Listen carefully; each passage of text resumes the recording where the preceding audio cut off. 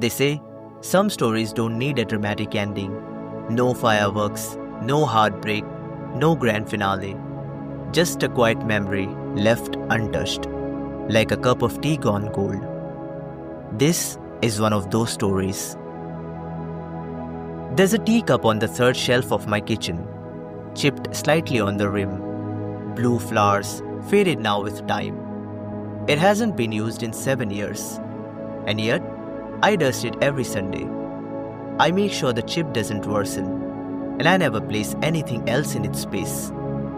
People ask me why I keep it, why it hasn't found its way into the trash like old crockery does. But I just smile, because the answer isn't practical. It never was. It's because the cup was hers. She wasn't a lover, not in the way the movies show. She wasn't mine, not legally, not romantically, not even emotionally in a way I could claim. She was an interruption in my loneliness, a brief pause in the silence that made up most of my life. The kind of person who walks into your day without warning, sits down in your quiet place, asks for tea, and somehow leaves everything slightly more alive. It started on Thursday.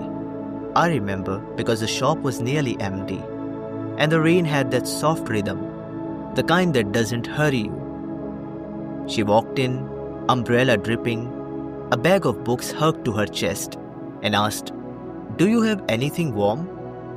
I offered chai. She chose a window seat, didn't pull out a phone, didn't ask for Wi-Fi creds, just sat and listened to the rain. The first cup was just tea.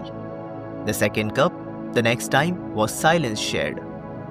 The third became light conversation. By the fourth, I knew her name. That's it, just her name. She never overshared, never gave details about her work, her family, or where she lived. She'd arrive, smile, sit, drink her tea.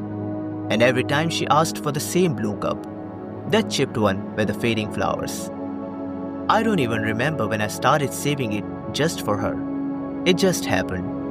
If someone else reached for it, I'd gently redirect them. If it was in the wash, I'd clean it first. It wasn't just a cup anymore. It was her. One evening, she sat longer than usual. It wasn't raining, but the sky was grey. She looked out the window for a long time, then asked, "Do you think people are meant to stay?" I shrugged, said something forgettable. She smiled again, softly, almost sadly. She sipped the tea, looked around the small shop and said, "This place, it's like a bookmark, quiet, waiting, warm."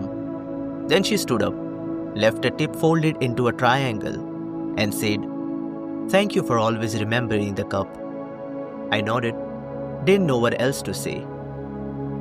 That was the last time I saw her.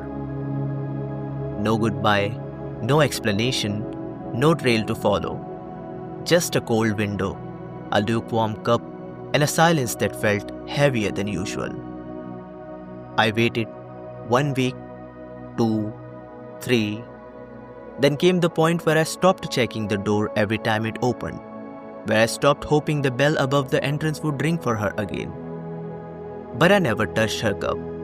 I cleaned it, moved it to the shelf, and left it alone. Because throwing it away would be like denying she was ever here, and leaving it in circulation would be like offering her memory to strangers. Years passed, other customers came, some stayed, most didn't. The shop aged with me. The paint faded. The wooden counter creaked a little more. But the blue cup remained. People asked, "Why do you keep that old one?" I'd say sentimental reasons. They'd nod, move on. But sometimes I'd wonder what she was doing, where she lived, if she still drank tea, if she ever thought of this place, of me. Maybe she belonged to the kind of people who drift beautifully through lives, making small imprints, never asking anything in return. Maybe I was just a resting spot, a safe silence between louder moments in her life. And that was okay, because not every connection is meant to be explained. Some just are. Like how tea tastes better on rainy days, or how certain songs hurt, even if you don't know why.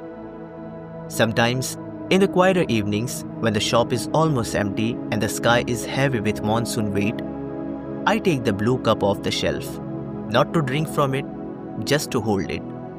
To remember that for a brief stretch of days, someone came into my silence and made it gentle.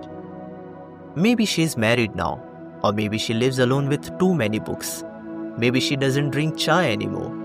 Or maybe, somewhere far away, she walks past a tea shop and wonders why she suddenly misses blue flowers.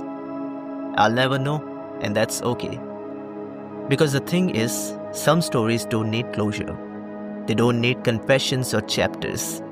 Just the memory of a chipped teacup and a window seat on a rainy day.